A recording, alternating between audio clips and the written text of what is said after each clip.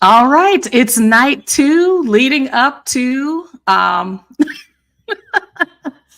got my champion in the chat. As you can see, I am so excited to get back on track, get back to bringing more of my sisters forward that are doing the work themselves and then sharing their knowledge, bringing groups of people together that say, you can do a thing. You don't have to be an expert, and you definitely need community. So I am super excited to introduce our guest in one moment. But first, I'm going to introduce myself. For those who do not know me, my name is Dee. I am part of the H&D Abroad team, where my husband and I are sharing our journey to moving abroad in 2025. All of the decisions and options and opportunities, as well as the friendships that we are developing along the way. We figure if we're learning, why not share it? All the beautiful people and places we are learning from our community, and we're sharing the information that we have. So if that content is interesting to you, is just you're just a little bit curious about how that looks, go ahead, subscribe to our channel. I'll wait. Thank you. Hit the notification bell and like this video because we go live regularly. We're doing a little something extra this week because I'm bringing my Exodus Summit sisters close, especially this week as we're getting ready for the large training that we do, the large Move Abroad training that's done every year. But this community doesn't just invest in people like one person at a time. We are inspiring and supporting and cheering on people in our community that are also evolving their universe of influence. And that is why Sam is on our channel today. She is a wonderful community member. She always has positive things to say in the chat and always solid information. This might be our third time together. Yeah, it's yeah, Between me being on your channel and you being on our channel. Well, actually, I think even the fourth time, counting the interview you did with H on my channel. Yes, yes, yes. So when I say she's my sister, I am so honored to have her come back. I told you all last year, if Sam hosts another Black Women Build Wealth Summit, she was going to come back and she's going to talk about why is she doubling down on financial independence for Black women specifically. We are saying that unapologetically. And that you can do this at any age, any stage. You can begin your wealth building journey without guilt, and be in a space where you're not expected to have already done a thing. You can start from the very beginning. But let Sam introduce herself. Well, thank you so much, Dee, for having me on your channel, and thank you so much for all of you guys joining us in the chat. So excited and honored to be here. And for those who don't know me, yeah, my name is Sam. I have my YouTube channel here that is called Black Women Build Wealth. I live in Ottawa, Canada. I'm originally from Benin, West Africa, but it's been over 20 years now that I've been enduring the harsh winter here in Canada, and looking forward to moving abroad in the next 2 to 3 years. And I'm a mom. I'm a mom to 3 beautiful babies, I guess. Yeah, so twins that are 18 months old now, and a 4-year-old. They're all boys. So I have a busy life, but I actually thought that it would be a great idea to again organize the Wealthy Black Women Summit this year. Last year was my first edition. This year is my second. So that's what's been keeping me busy in the past month or so, and probably in the next month or so. That's what I will be focusing my attention on. So very very excited to be here to dive into those money habits that I'm really hoping that Black women will embrace more to actually reach financial independence. Yeah. So she's gonna share about the summit, but I also want to say that she also does coaching. Mhm. So if you need, I'm all right with saying I need a little hand holding. I'm okay saying, can I have an opportunity for you to, yes, I heard the information, but I need to slow it down so that I make sure that I understand not just the definition, but how does this choice over here that you're saying is really important for me to do, but like I can't, like I'm grasping at air because I don't understand how that's connected to my Mhm. daily life or my daily decisions or um what I know that's taking me to what I desire to know more of. Mhm. So and your conference has so many different aspects. So did you want to talk a little bit about, let's frame the discussion about financial independence. This is more people that look like you and me, whether that is women or Black women, Mhm. are really we're being more bold in saying we care about money. Mhm. And money is a leverage for different aspects of our lives. We're going to talk about freedom. Money is the fastest way to gaining more freedom, to being able to say to your job, Yeah. I don't like how you're treating me. And I have the ability to distance myself from toxicity or to get a job that's more in line with how I want to live. Mhm. So when you are thinking financial independence, not just now where you have been, in and through it, when you were thinking about financial independence very early on, what did Mhm. that look like? Did the term financial independence resonate with you? Or is there another term that really is descriptive of women taking charge of their finances? Mhm. Yeah, so I have to say, when I started my whole, I guess, my financial independence journey, it was just a coincidence. I don't think I was looking for it per se. I knew that, in my life, I wanted to be sustainable, financially independent as much as possible, being able to essentially, being able to afford things that I need by myself. But I wasn't the whole aspect of financial independence. That was not something that I was actually um, I was accustomed to. I have to say it was mainly getting into circles of people who were very comfortable talking about money, like all Mm. shapes of form, like their income, their net worth, how they were growing their money. And that was new to me because growing up, that I never had a money conversation per se with my parents, other than really, like the saying that we always heard, money doesn't grow on tree, like you need to work hard to make the money. So Yeah. that was, that whole scarcity mindset that I had with money. And so getting into circles of people who were very, very comfortable talking about money, who were really talking about money in terms of, from a abundance perspective, how to bring the money in their lives and grow the money and multiply the money. And Mm. so to me it was new, but it resonated with me because I was seeing freedom. And so freedom is really big for me because any type of freedom, like, money freedom, time freedom, location freedom, all of those things. I That's feel like, right.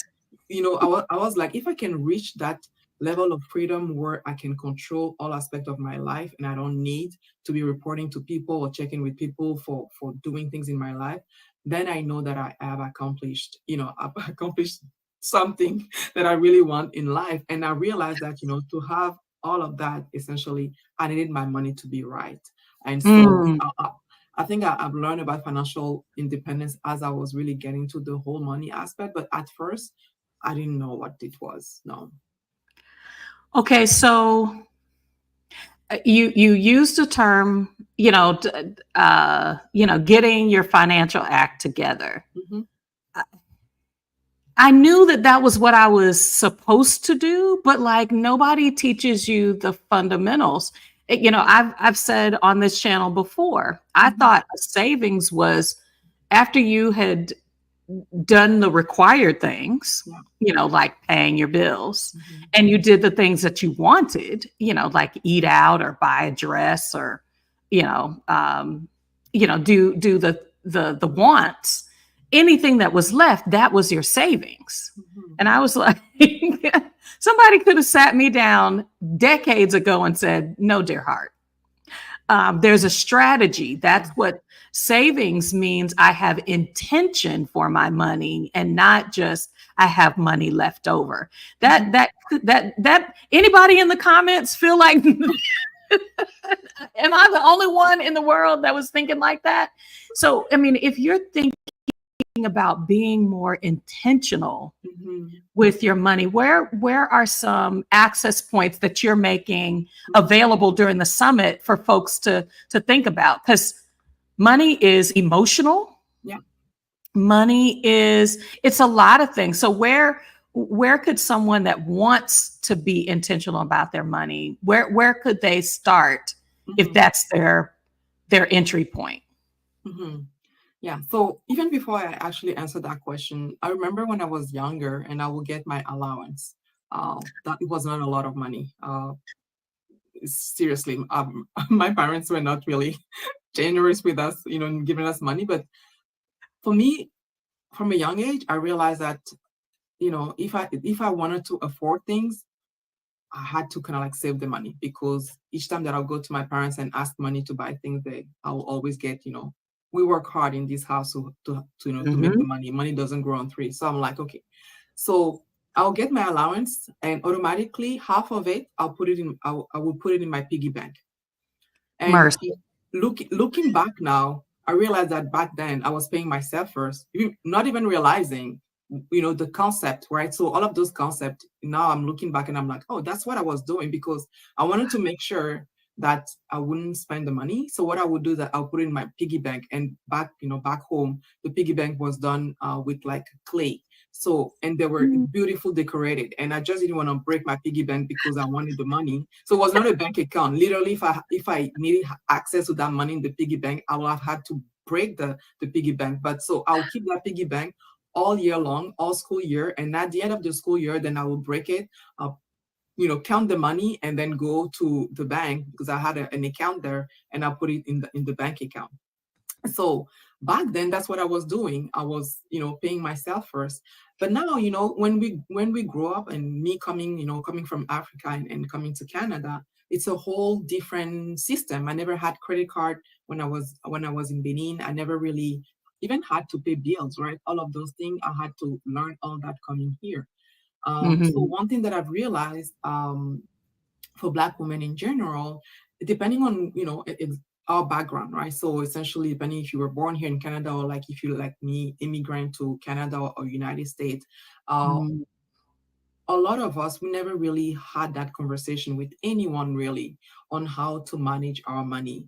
And so then we realize in our 30s and 40s that maybe we were doing things wrong. And sometimes then we start, feeling guilty because we're not where we want to be.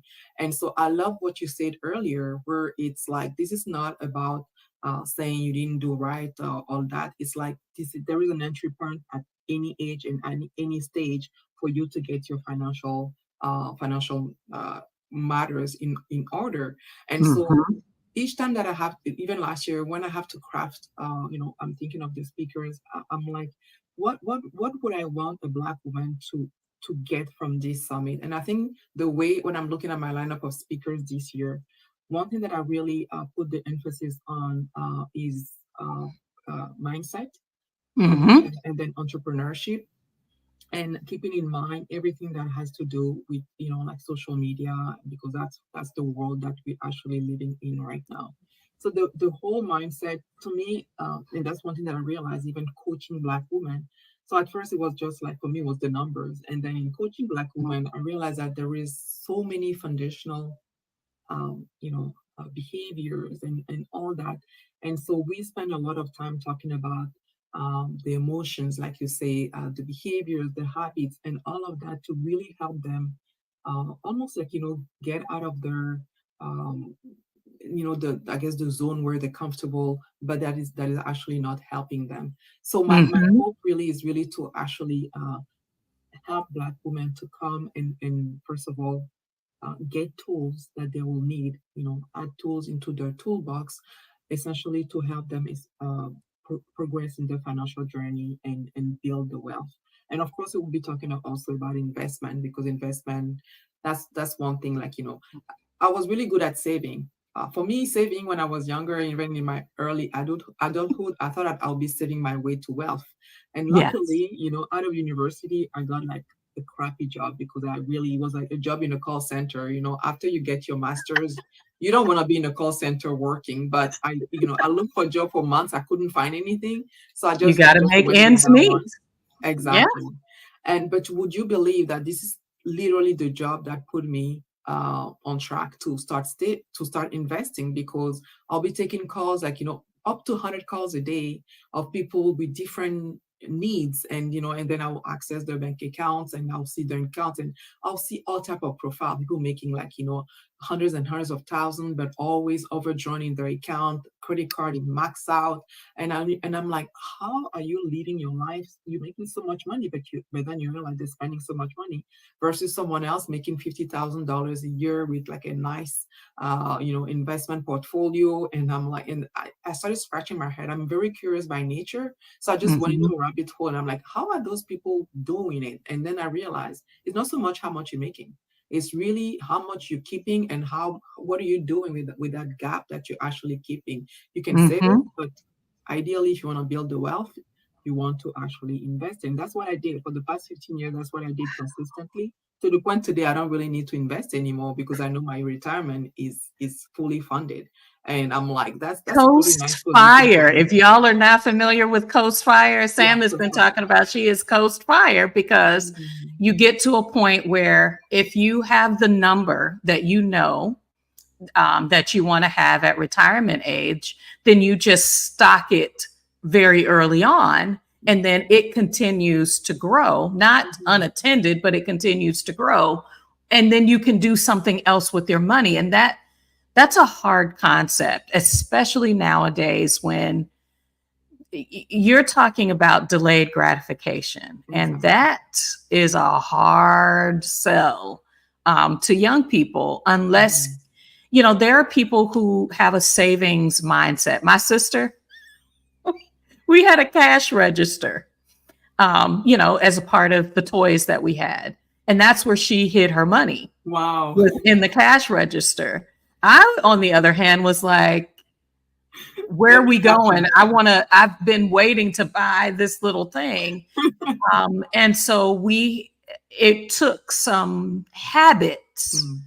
that I put in place over time to say, you touched on something. I don't make a lot of money. That was something that kept me from saving in the very beginning. I don't make a lot of money, and I have um, a lot of things that I want to do. When I was single, I would say, there are things that I want to do. And I don't make a lot of money, so I may as well spend it. Mhm. And so I had some savings. I mean, when my husband and I got married, I was, kind of popping my collars because I thought I had. But when you get married and you have kids, like that doesn't look like the Mhm. stockpile you thought it was. Yeah.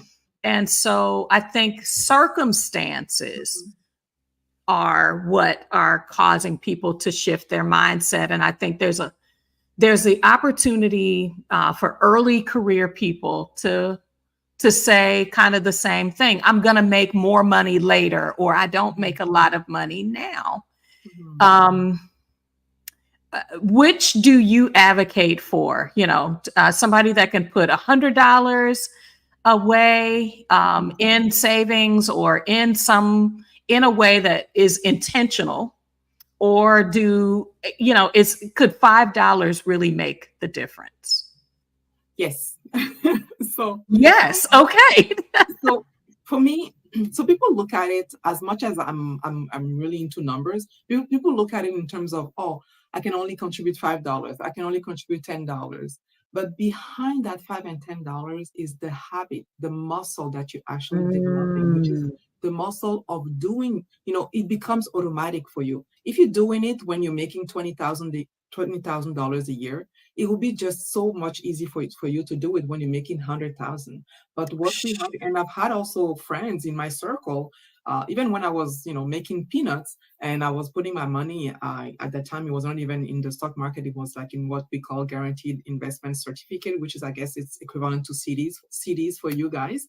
And people are like, what are you doing? Like, you don't even make that much money, and why you investing? But for me, I already had developed that muscle of like either saving and then I started investing. So it was not that hard for me. And same thing, as my income was increasing, I was also increasing how much I was actually investing. And so when people look at it, they also forget that yes, you put into the future. In 5 years, when I'm making more money, then I'm gonna invest. But maybe in 5 years, you would have met someone, then you'll be married, you'll have a child, you buy a dog, you buy a house, you buy a car. All of that yeah. is going to be coming and chipping at your money. Yes, you're making more Yes. money, but then you have more responsibilities. Even today, myself, I look at myself, I'm like, I make maybe, I don't know, like four times, five times what I was making when I started working 15 years ago. But where is my money going? But listen, woman, you have like two kids in daycare, you have like, mortgage. Luckily, I don't have a car loan, and then you have some debt on your line of credit. That's where your money is going, right? So Yes. of course, I'm annoyed by that because I'm not saving as much as I know I could save. But then at the same time, I have peace of mind because I'm like, I'm Yes. good. I've done. I'm done. I don't even need to put a cent in my investment. My retirement is fully funded. From age 55 on, I'm good. And I'm 41. So it's just 14 years that I need to figure out how I'm going to be, making the money. Otherwise, from 55 on, I'm good. So I'm like, you know, but so that's what I tell people. Wow. Compound interest is your friend when it comes to investing. And the only thing that is for me is more important than money is time. You cannot get it back. So the earlier you start, even if it's just smaller amount of money, the better it is because the compound interest will just work for you as time is progressing. Yeah. You have sparked some conversation in the chat. Being able to save money as a Black woman requires saying no. Mm, I yeah. feel like I have a lot of no's said to me, in other spaces. No, you cannot take up space in your Blackness. No, I have to deny myself because I don't have a lot of money. This is saving really.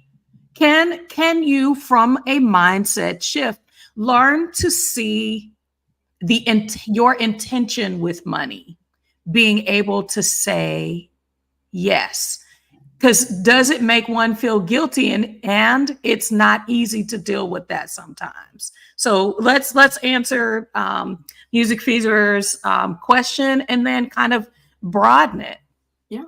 So actually, this is great because this is one of the money habits that I want to talk about.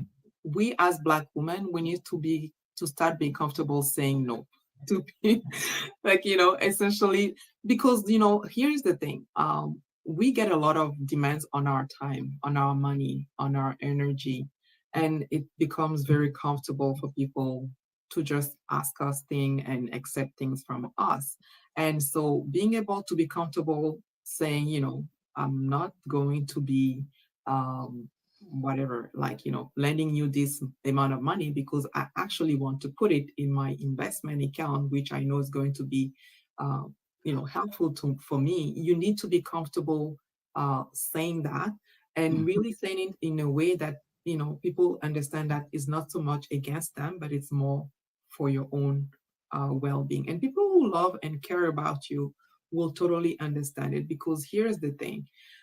When you know when you become older and you retire and all of those things, for me, the last thing that I want is to be a burden to my kids or being a burden to my family, because I wouldn't have figured out my financial situation. I've Mm-hmm. seen that so much growing up back home. Parents expecting their kids to cater to them. And I even got into that trap myself, being the oldest. Coming here, I was told literally, your job as the oldest is that you need to care for your siblings who literally lived with me over 10 years. And definitely I wasn't that great at saying no, at really establishing healthy boundaries. And Mm-hmm. I paid the price for that. Luckily, I didn't wake up too late either. But I think my thing is, especially for Black women, is that we need to start being comfortable saying no, Mm-hmm. especially not only for our money, for people, essentially who are asking of our money, but also Yeah. of our time and of our energy, because at the end of the day, uh, it's our life, right? So at Yes. the end of your life, you're living for you. That's the most important. So you need to be like very comfortable. Like, I'm just amazed at when I see some people, even when I ask them thing and they say no, I'm like, wow, that's great, because they looked at it and they say. And sometimes you don't even need to justify. And I think me becoming parent, I'm very comfortable now saying no to people. I'm not even justifying. I'm saying, sorry, I cannot do it. And that's No pretty much is a complete answer. it And is. we have to, but It we have to is. get comfortable with that. I, Yeah. I feel like, Sam, what I'm also recognizing, just from, maybe it's just my personality, when I know why I'm saying no, or when I'm saying, when I decide to say yes, it's because I understand why. And Hmm. it's easy to, I mean, if I know that, if I say if I say yes to you, and I allow you, as you gave the example, borrow money, but I know, when, if you don't give that money back to me, and that was my rent money, I'm then in a position where I can't sustain my life. And I think we have to have more, I feel like I had to have more definition in my life for where my money was going. First, I had to figure out what kind of money was coming in, and then to have a purpose for it. And I'm saying this because our daughter, when she got her first job, she was like, I'm gonna have to do this for 40 years, 45 years. She was like, this is trash. And I was like, so you really do need to be able Hmm. to figure out why you're doing what you're doing, because it's gonna, there is a demand uh, for your time, for your energy, for your attention, and it's got to make sense. But I think also, that no pushback is, no, you're not going to pass me over for promotion, Yes. because if I don't grow, Hmm. then my money stagnates. Then my needs are gonna, not just my need to outpace inflation. Who is it, Greta down there talking about compound interest is your friend? Yes, It yes. is. Because you got to think about compound. Your bills are going to come for you. Oh, Interest rate is going to come for you. yes. One way or And the other, you're gonna have to pay for it. So. yeah, so if you're saying, if you're not curating Hmm. no, Hmm. then you're also saying no to yourself in ways that are detrimental and can really keep you off track. You just touched my heart with the eldest daughter thing. Those of you who are joining us in the future, and you are an eldest daughter, please hashtag eldest daughter, Oh yeah. because that's a whole conversation that you had with Stephanie Perry. That was my introduction to you. Oh. And so the responsibilities that you are sharing is, Mhm. every time you were trying to center yourself, someone was asking you to center and support someone else through college, which meant you had to reorientate yourself, repetitively until you could establish why that was not serving you well, and say it with love and respect to people who expect it from you. Yeah, exactly. Yeah. Wow. Well, like I said, Greta and Music Fever are in here dropping some real knowledge. Let's see. Hold on. Let's see. Oh. Okay. So it repeated. I'm so sorry. Hold on. Greta talked about putting the oxygen mask on yourself first before being able to help others. So when you are talking about mindset, yes, where does that? How are you able to help people draw the dotted line for this is a part of my self-preservation? How can I center myself without the guilty feelings, without, without the things that society tells us a good girl doesn't do that? Exactly. And so in my conversation, most of the time with my client, when we get to that, first of all, my goal is they need to find a way to essentially come to terms with what has already happened, because even myself, sometimes I live so much in the past that I just like lose conscious of the present and of the future. Whatever has been done has already been done. The reality, the question now is like, what are you going to be doing about it? Because one thing that I've realized is, especially, when we realize that we were not able to say no when we should have said no, because clearly that was not really in line with what we wanted, then we get mad at people, but really we mad at ourselves. And so because we mad at ourselves, then that also takes so much energy from us. And honestly, that can really paralyze you in things that you can actually do. And so what I tell people, and so here's the thing, is like, you need to separate what is true from what you think, what is actually true from what people are telling you. So I'm gonna give an example. Like, again, as the elder's daughter, I was told clearly, your job is to do this and this and that. That's what you should be doing as the elder's daughter. And luckily, in getting into spaces where there are like people living life differently, I realized that actually, no, that's not the case. I don't have to actually follow this path because I just happen to be the eldest daughter. But it does take some work to be able to essentially get out of it. But here's the reality again, is like, do you want to wake up at whatever, 80, 90, and then look back and realize that you have lived, you have allowed so many people to have beautiful lives, but you did not give you that gift, You didn't right? give So yourself that that gift. Wow. exactly, that special gift of living your own life, because you can sit and be like, oh, look, my brother today is an engineer, is working for this amazing company, and look, my cousin is that, and then you're proud of it. But how about you? How about your dreams? How about your goals? How about things you Yes. wanted to achieve in life, right? Yes. And so, people will be like, yeah, you did a good job for them, but how about you? How, come on now. You've got a whole following of eldest daughters in the comments saying, and me, and me. And yeah, there's cultural things that we have to hit head on, that we've held on to, that we've been told that is how we honor our parents, or our responsibility to our family.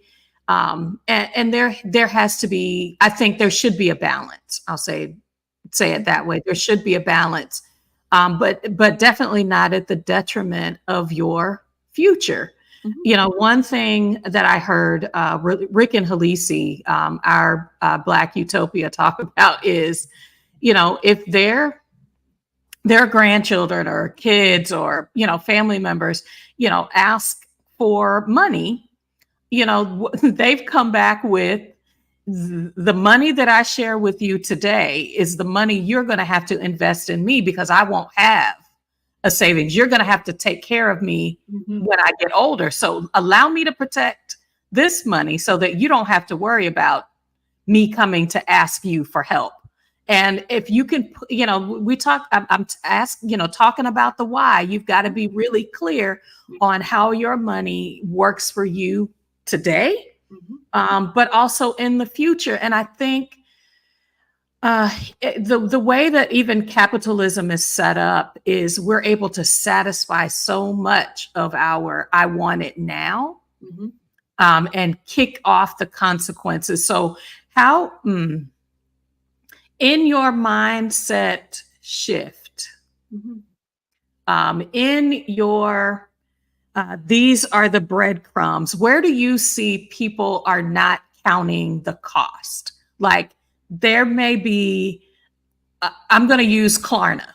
Mhm. Klarna may say it's 0%. I mean, like I'm not hurting myself if I take money from my 401k because I'm just borrowing from myself. Where are some areas that people are not considering that there may not be a today consequence you can see, but there definitely are some in the future? Well, that's just that, right? It's so the reality of the to build wealth, there is a sacrifice that needs to happen. You Mhm. cannot build wealth by consuming everything that you are producing today. That's just that, right? So we all know about the ant. What is it? The grasshopper and the ant. The Mhm. story.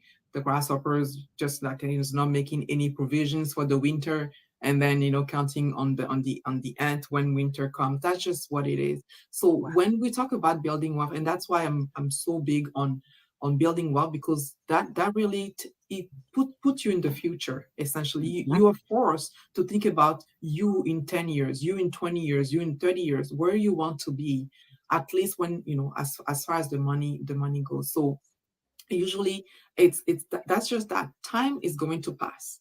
That's just the Mhm. reality of it. So it's for you to decide how you want to allocate your time, what do you want to do with your time, and to make it worth it for you 10, 20 years. And that also includes how you're going to be managing your money. So you need to find a way to create that gap. So the whole Klarna, honestly, when that thing came and it just like blew up, I was just like, this is such a Yeah.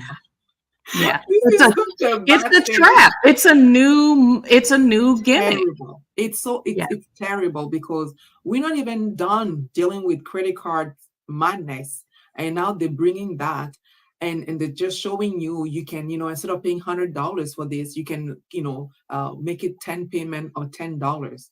I'm like, and so that's the mindset, right? Because what they're trying to do is to reduce the kind of like to reduce the how much The you pay, right? impact. So Yes. exactly the impact of how much you have to pay. Of course, I want to pay $10 instead of paying 100. Yeah, but you're gonna pay $10 over 10 months instead of paying the $100 right now. But here's the thing: is like I'm only paying $10 this month, so I can go and buy another one and put it again on Klarna, and buy something else and put it again in Klarna. And by the And time now you you're paying realize, $100 a month right? for A month, right? You're paying $100 a month, spread between 10 things that you bought. And I bet you come month 3 or month 5, and I'm going to be asking you, how are you enjoying all of those purchases that you make 3 or 5 months ago? Crickets. there are y'all, when I first started decluttering, the things that I put in the to go bag that still had tags on it, that hadn't been taken out of the packaging, I was embarrassed. But those were, sometimes those were, I liked it, I bought it, and I'm like, why did I buy that? I One thing that I felt like I did get a chance to do though was to say, when I get a tax refund check, which now I know you should never get a tax refund check. You should always balance out and get your money Mhm. to you without giving a no interest loan to the government. Yeah. Take that tip. Mhm. But I think when I realized I wanted to have something that I could point to say that's where my money went. Mhm. And when you consider that most of us have been working and probably getting taxed or having to file taxes since we were 15 or 16 years old, and many of us are not 15 or 16 anymore. You've spent decades paying taxes. Yeah. What do you have to show for that effort? Mhm. If you all are like me, where I feel like I cannot out earn out earn the daily impact of higher gas prices, with just the things that I want to do in my life. We were talking about medical bills. Mhm. Like, just when I think I have settled one area of my life, no credit card debt, that kind of thing, there are other things that are there to just kind of eat away at that. There is intention. And I'm so glad that you are giving space, giving air with time for Black women to sit with themselves, sit with each other, to learn I am worthy. Mhm. I am worthy. I'm worthy as an eldest daughter. I am worthy as someone who loves my family, who wants to be able to say no. Aileen Brown said, I'm the youngest, but I was treated like an oldest sister. I just don't think that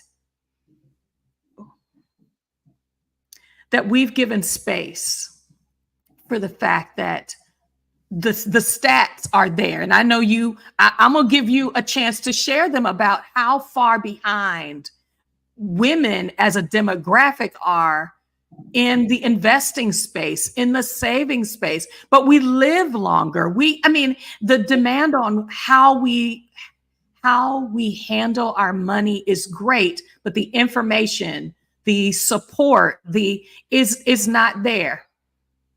Yeah. So, so here's the thing, 100%. So when it comes to savings, I have to say, Black women, we're good at savings. Stashing money in different accounts, in different, underneath the Guilty, bed. Like, yeah, guilty.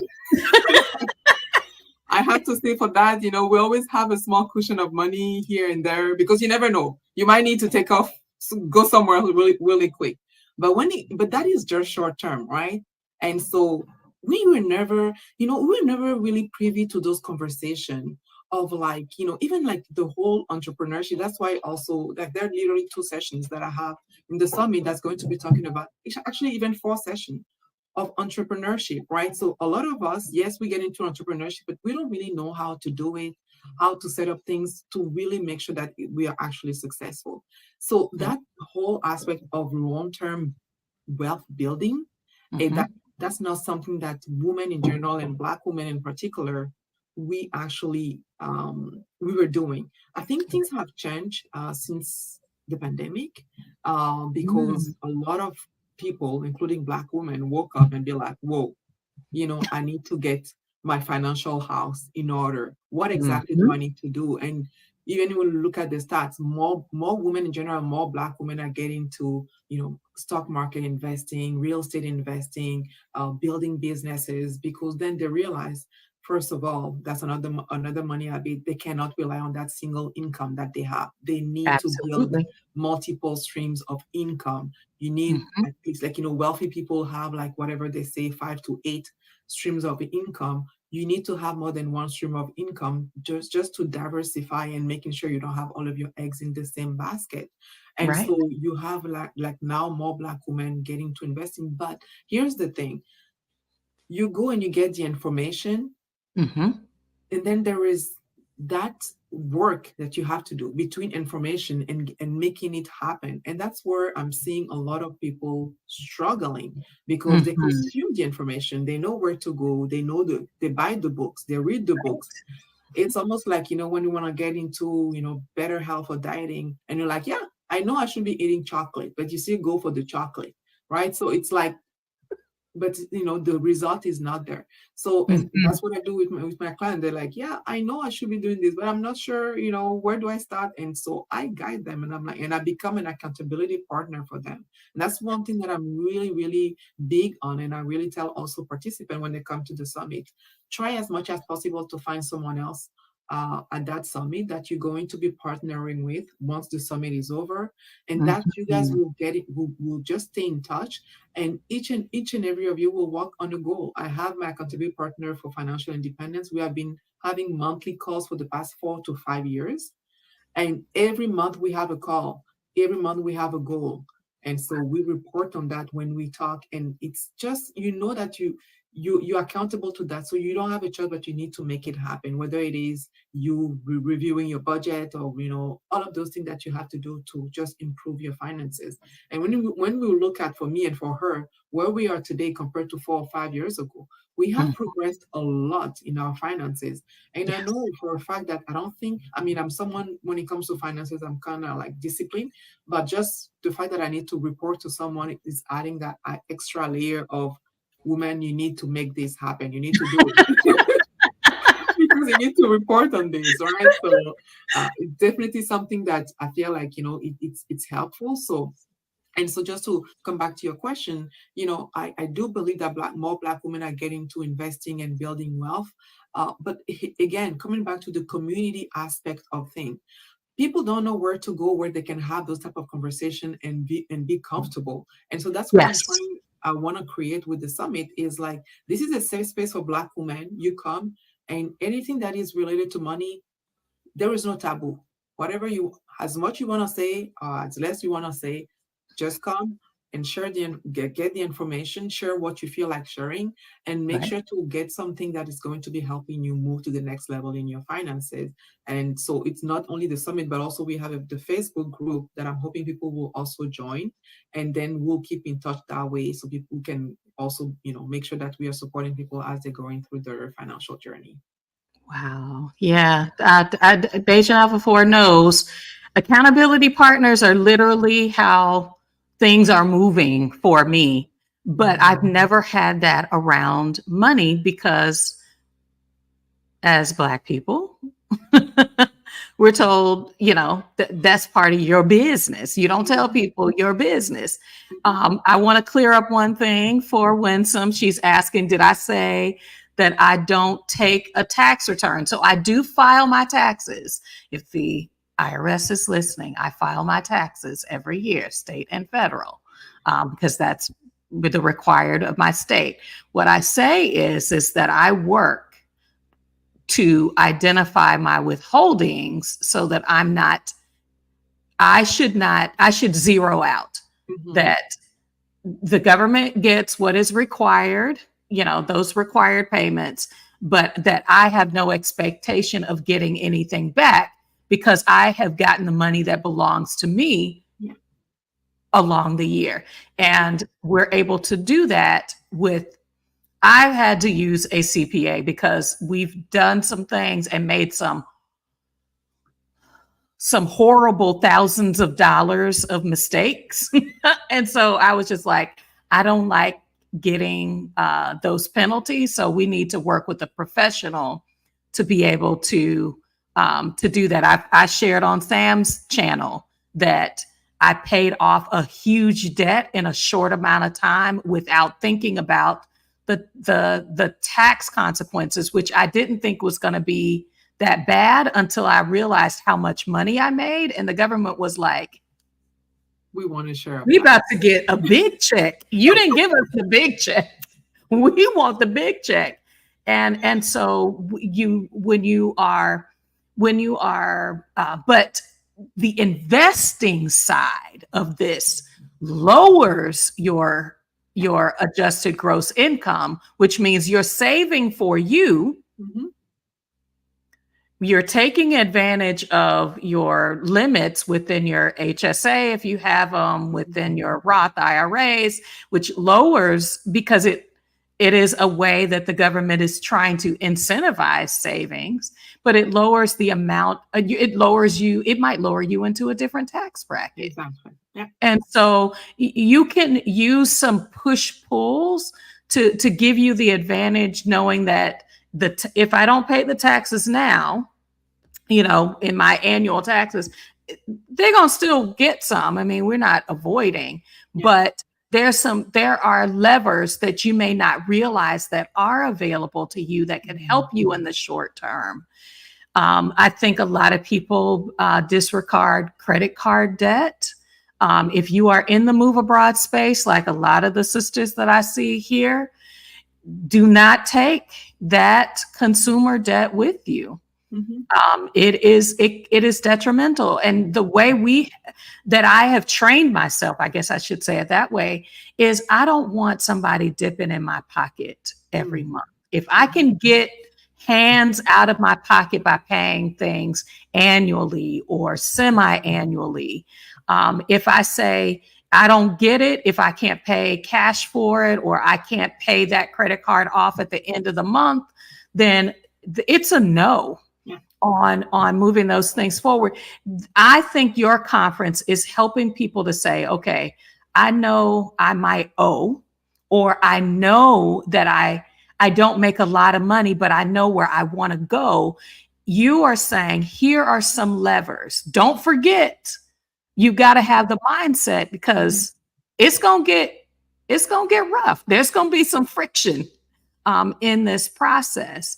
But here are some levers you can pull. Here are some folks that are going to ask how you're doing in a community space for accountability. So when you're looking at the big takeaways, I think I want to have you spend a little time talking about when people are encountering new information that may confront feelings, thoughts, cultural norms, the way they've always done things, and they've been asked, if you're going to meet this goal, that you're going to need to make a shift or a change. What do you want people to walk away with from the Black Women Build Wealth Summit?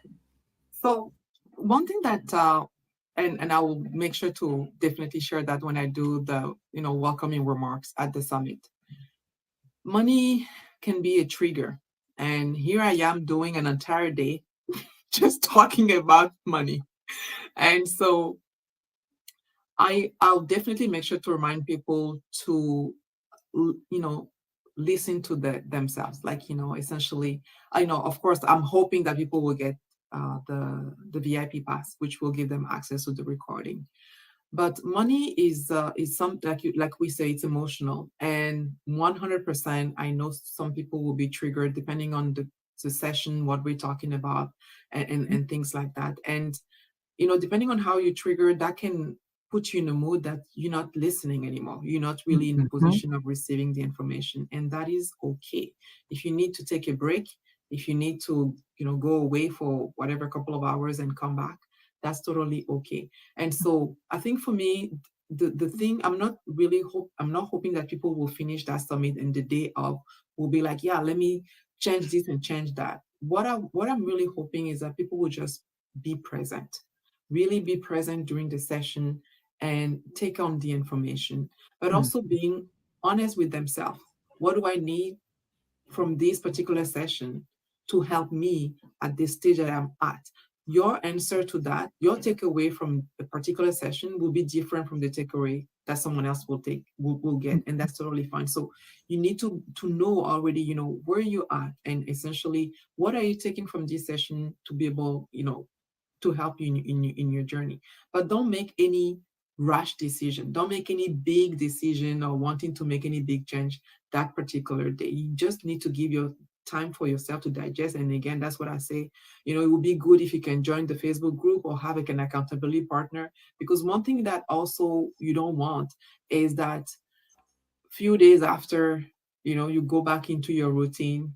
It was nice, you took some nice notes, but here you are just falling back into your routine again.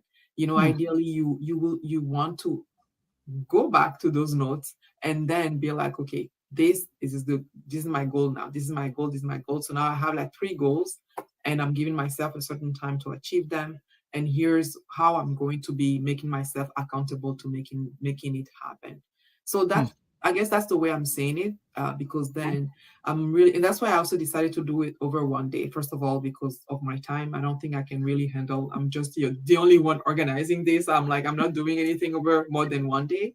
But Yeah. also, I was just like, we're just gonna put everything in one day, and people will be there getting the information, one shot. And I'm hoping it doesn't get too overwhelming. Last year, the people were fine with the one day, so Mhm. hopefully this year also it's fine with just having it over just one day.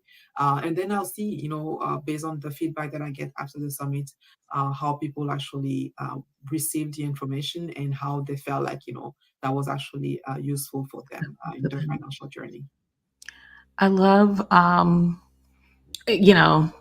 Aileen Brown's comment about, I'm working to pay off my debt, but I'm impatient, and that I'm just like, my goal is just right there. Can I just yank it to me so much sooner? And what I'm going to share my lesson learned. You have counseled on this.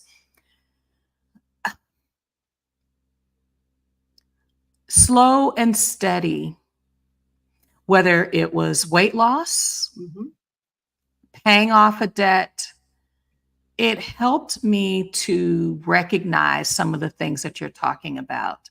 Mm-hmm. Um, the relationship between my impulsiveness, what was a trigger for me for choosing the chocolate over the carrots, whatever.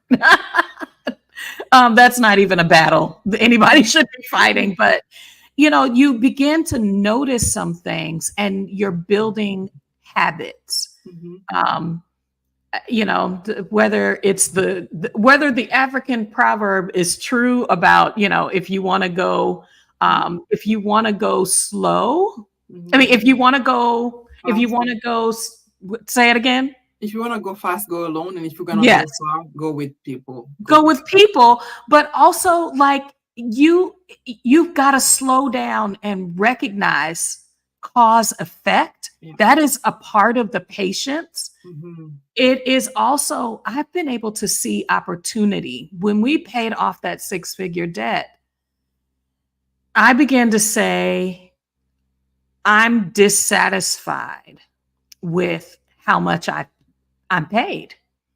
And that I took a minute to look at it and say, okay, I've been with the company for this amount of time. I've progressed in this area. And within that was the first year when I said in my performance evaluation, which a lot of people are getting ready for, is that if I don't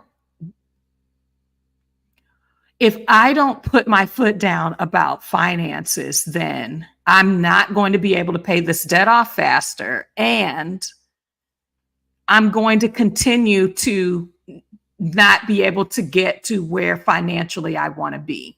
Mm-hmm. And so I have to push back. But I had to have a why. I couldn't just feel bad about it, be angry about it. I needed that to motivate me. And the time in between is what gave me that momentum. It was like a snowball emotionally that it had to build up and give me direction and strength. What would you say around the go fast or go slow concept of whether it's debt payoff or seeing that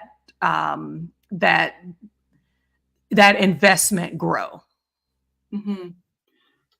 So let me touch first of all on what you just mentioned about you putting your foot down, and that's another money habit that I wanted to share is the negotiation aspect.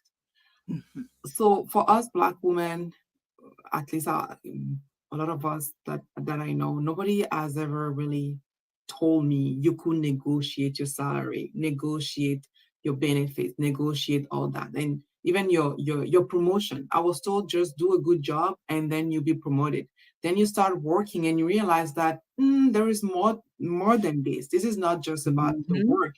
It's more than, are you networking? Are you talking with the right people? Are you in the right room? Do you have someone who's like championing you when you're not there? All of those things. And so even the negotiation aspect, and even to Eileen's point here, as she's Mhm. mentioning, that, she wants the debt gone. And so I'm not sure exactly what is the type of debt. And that's the thing that I also do with my client is like, can we negotiate that debt? Like, who do you owe the money to? Can you call them and be like, I know I owe you Mm. 20K, but, I have 15. If you will accept 15, I'll pay the 15 right today. And I'm giving 15 as an example. But like those people, they just want their money.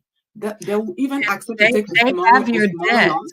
Yeah, They have your debt yeah, at pennies on the dollar. exactly. So And honestly, never make that, never yeah, pay. Y'all, yeah, I'm just telling you the road I've been down. yeah, You negotiate that, yeah, you get it in writing, you do yeah, not give them access to your bank account, mhm, and you pay it and you keep that as a record. exactly. I did not know. It was not until I started getting comfortable and confident and recognizing if I give them all that money, then if I save it, then I can do this plus. Getting it comes with time. It comes Mhm, with time. And so I think maybe that's the way I did some kind of mind trick for myself for it to make sense, is that all of the process mhm. is learning. Yes, yes, Yeah. exactly, I exactly. am I'm so grateful. Thank you to each person who joined us live tonight. I'm looking, I haven't seen any more comments, so I think we have answered all the Mhm, questions. Unless you all have more, I'm going to have Sam give the details about how you can work with her mhm, through her coaching program. Get in her, how you can get access to her Facebook group, and then where you can find her in all of the socials. And then, I put the Black Women Build Wealth mhm. link to the summit Thank in the you. description for Mhm, today, and give a little bit more around that too. okay. Sounds good. So, uh, I work with Black women, as you guys know. I help them uh, with their money situation. I'm very big on investment. To me, that's the way that we're going to be building wealth. So I really help Black women getting into investment and helping them get the right portfolio for them and putting systems in place so they can be automatically investing. Mhm. And so uh, I think if you go on my YouTube channel, I have my Calendly link there, so you guys can book a coaching with me if you are interested. And so for the summit, if I may actually, one thing that people will notice on the summit, there is a session that it's called, so in French we call it tontine, in English it's susu, and this is something that us, our ancestors they have done for way before they had access to bank accounts and whatnot, which is essentially community-based savings and investing, where we come together, we are 10, each person contribute $100, and then the pot is like $1,000, and people kind of like we know who's collecting the $1,000. The reason why I put something so informal on the agenda is also because we also need to look into our own history. What has Mhm. worked for our ancestors? And I know today we have all of the technology and all of that, but those things still work. I'm part of a Mhm. SUSU. I've been part of a SUSU for the past 3 years now, where we each contribute every month $1,000, and I think we're like 10 in total or something. So that's like $10,000 that I got to collect earlier this year. And once I got that, I paid off a few things, I put some money away and all that, and then I continued contributed $1,000 until everybody will have collected that 10,000. So if you are just to Eileen's point, where you're paying interest on your debt, and let's say your debt is something like whatever 15,000, and you're part of a SUSU like that, you put yourself in a way that you can collect early. You take that 10,000 and you pay down your debt. That's already is going to be saving you quite a bit of interest, because then you just have to Mhm. continue, putting that $1,000 every month. So to each its own. People have used that for to pay for school. People have used that for down payment on houses, for to get started with business, to go on trip. Like, if let's say we're like in a people want to move abroad here, like you want to do a scouting trip to somewhere, and it's like $5,000. You don't really have the money. It's gonna take you a year. You're part of a susu. You maybe among the first three to collect the money. You just take that 5,000. Of course, it's trust based. To be Mhm. quite honest, because the last thing you want is someone disappearing from the group. But I have to tell you, you also have to trust the person who's kind of like managing the susu. I've never Mhm. met anyone that is part of the susu that I'm in. I've never met them. We're just part of the WhatsApp group, and we just know each month who is collecting. We have that person email, which we send the transfer directly to that person. Never met anyone in person, never spoke to anyone. The person who's managing the susu, I've never met them either, because I've never met her either, because she's a friend of another friend of mine. And so you'll be like, how do you just send your money like that? And but here's the thing, at the end of the day, it's trust based, right? So you Mhm. just have to be comfortable with that. And that's what our ancestors have done for the longest time, because they didn't have access to the banking system. And even when they had access to the banking system, they'll deposit their money in the bank Trust. in the account, and the bank will make their money disappear. So Correct. I'm like, you might as well trust your own people. Yeah. So yeah, so it's really like, yes, we do talk about the hard money, but we also talk about the subtle thing that are around money, like we say mindset, or like community powered investment, or like savings like that. And so it's really to really, and also negotiation, how to make sure that you're asking for your worth, and even if you have a business, you're pricing your goods. So I do believe that if attending the summit will definitely help you in a certain way with your financial journey. So really hoping to see people coming on board. And yeah, so you know what, I feel like it's interesting, right? Because we are like in a period of summits right now, because Exodus Summit is coming up, and then mine is in a month. And I believe, I'm not 100% sure, I feel like the move of Portugal, I'm not sure if that has already happened, but That's right. It's in November. Yep. right? So it's a lot, and I wanted to acknowledge that, of course, even from a financial aspect, you might not be able to attend all of those summits. Um, I'll still say, me, no matter what, I'm going to the Exodus. I'll go every year as long as they offer it. And I'm not saying if you have to pick, go for Exodus, but the reality is like the let's say the reason of the summits are not the same. So you have to Right. decide what is the most important for you, and you might want to alternate, right? So just want to acknowledge that I'm pretty sure a lot of people will want to come, but it's in a period that people are just, there's so many demands on people's money, and we're getting close to end of the year, Holidays. Yep. Christmas and Thanksgiving, and you name it, Black Friday, you name it, all of that are gonna come, and people will be like, so the last thing that I want is you coming to the summit, and that's gonna put you in some sort of like financial situation that is not benefit. That's not the point. So I'm hoping that you can attend, but still do do your own due diligence, and it's totally fine if you cannot attend. But please do share. Please do share with your network, anyone that you think will be interested to participate. And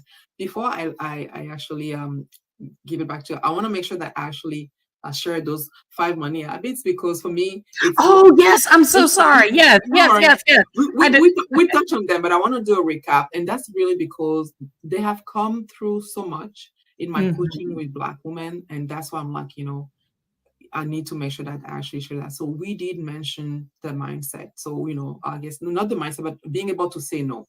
To me, that's the first thing. You need to be able to really get comfortable saying no, because that no will protect your time, will protect your money. So that's no. And then the investing part. Again, the building wealth, it has to go through investing. There is no way that you will be saving your way to wealth. you need to be able to invest. The negotiating aspect, we need to get better at it as Black women. I've seen things in my life in the corporate world, how people get to some position and you just like, I don't understand, like, but I'm doing such a great job. Yeah, that's fine. They chummy with, like, they're friends with the I don't know, the son of the CEO. So go figure out. So there are like so many things, right? So the negotiating, which is the third one. And then the fourth one is, of course, we talked about it, is diversifying your streams of income, really not Mhm. putting all of your eggs in the same basket. And Mhm. I actually had the network as the fifth one. So for me, the network aspect, people see me and they're like, oh, I'm Bobby and everything, but it really asks me, it does require a lot from me to get out of my shell and network with people. But the reality is, essentially, that's where another aspect of wealth will come for you, because the beauty of things is the more people you interact with, the more you learn, the more it opens doors to you. You never know, right? So it's really, that's one thing that, especially now that we can go in the world again and have attend in-person events. I My client, I usually even like, I don't know, corporate events. Do some, and I know it's not easy, especially if you have young kids, but like, strive to attend, because you never know Mhm. who you're gonna meet there, who you're gonna talk to, who, which maybe, might be your next employer, or might be someone who's gonna help you, get a promotion within the company. So, people, there are people who, they never apply to position, they just get tapped on the shoulder, and they just being given position. I don't know how many Black women have been just tapped on the shoulder to be given a position. To be given a position, but that's because they were really good at networking, they were really good at negotiating and putting themselves in space where they were noticed, right? And not Yeah. to say that they were not good performer, but they definitely were not the high performers. So Right. yeah, so those really are the five money habits that I feel like I really want to make sure to share, so people are aware of them, and as they're Yes. navigating their journey when it comes to their money, that to really keep that in mind. Thank you for helping my brain make sure that we summarized it well. Thank you so much, Fam. There's a question about the conversion, because it's listed in Canadian dollars. And so there is an exchange rate Mhm. that you have to pay attention to when you are paying for the conference. That you want to answer Pisces Pret's question in the chat? Yes. So my summit is probably, you Americans will just be paying for my summit and be like, this is like nothing, because Canadian dollars is cheaper than US dollars. So all of the prices there are in Canadian dollars. So it's going to be definitely less for you guys. It's the opposite for me, right? When I buy my ticket for my pass for Exodus Summit, then I look at my credit card. I've never made this purchase. What is this purchase? Because I don't, it still doesn't compute that it's in US dollars. And then I'm like, oh, I pay $40 more than the price. Oh my God. Trust So me, we were in Europe saying, "Ooh, euros. Ooh." I mean, like, am I ready for that hurt? And so yeah, the exchange rate, but hey, it's you are worth investing in. I thank you. plan to say that at the end, but you brought it forward now. I think I can see where I waste, money could have been allocated to something more beneficial. Mhm. This, when you prioritize learning more to invest in yourself, you are worth it. You are worth Thank you. taking the time, creating the space, whether this is for the Black Women Build Wealth Summit, Exodus Summit, the Move to Portugal Summit. These are examples of, I am saying, my dreams Mhm. and my goals are worth my time and the effort to learn more, get in community, and give it more than just a thought Mhm. or that it's a wish. I'm working to make it a reality for me. So, and I did not, it sounds, whenever you talk about the social, it makes me think about the social savings clubs. So if Mm. you are an African American, you're from and from the, you're from the US, it sounds like a lot of the social savings clubs where we were saving together, we were our own institution of our own lending institution, which meant I knew that the money that I was investing was going to people that I trusted, that I knew, that we have something in common, that that is surrounding a money goal, or that takes money to do it. And so I trust you. I mean, we don't. The institutions that we have around us don't require us to trust. We kind of almost expect what's happened with Wells Fargo. We kind of expect what's happened with Navy Federal and some of the other institutions where, whether it's discrimination in lending practices, or where we were taken advantage of, false accounts were opened on our behalf and we didn't know about it, just little things like that. It's almost that predictable factor. If we could take in, this is money I'm investing intentionally in my community, in a group where I help someone else and they help me. These are concepts that are cultural, and that I think we need to look into again, even if it's at a smaller level, and then you grow. So I wanted to make sure that I commended Winsome for sharing that from Jamaican culture as well. So y'all, you can find Sam on YouTube. I have linked to her channel, Black Women Build Wealth. Is that where else can we see you? Are you on the interwebs? Are you on Instagram? Where else can we hear more and learn more in your community of content? So I will really suggest people to join the Facebook group, the Wealthy Black Women Summit Facebook group, which I'm really hoping to grow. I think right now we are like 50 people. I'm not even sure. So it's a very small Facebook group, because I really did not do a good job last year after the summit to just like keep really active in there. Went back to work earlier this year, kids in daycare. Like, I'm trying to survive here. So. And we are so proud of you. And do y'all see the glow? Do you all see my sister's glow? I mean, there we go. Thank you, makeup. and the lights. I'm trying not to get too close so you don't see all the puffiness and everything. But no. So really, my hope is that Facebook group will become really this space.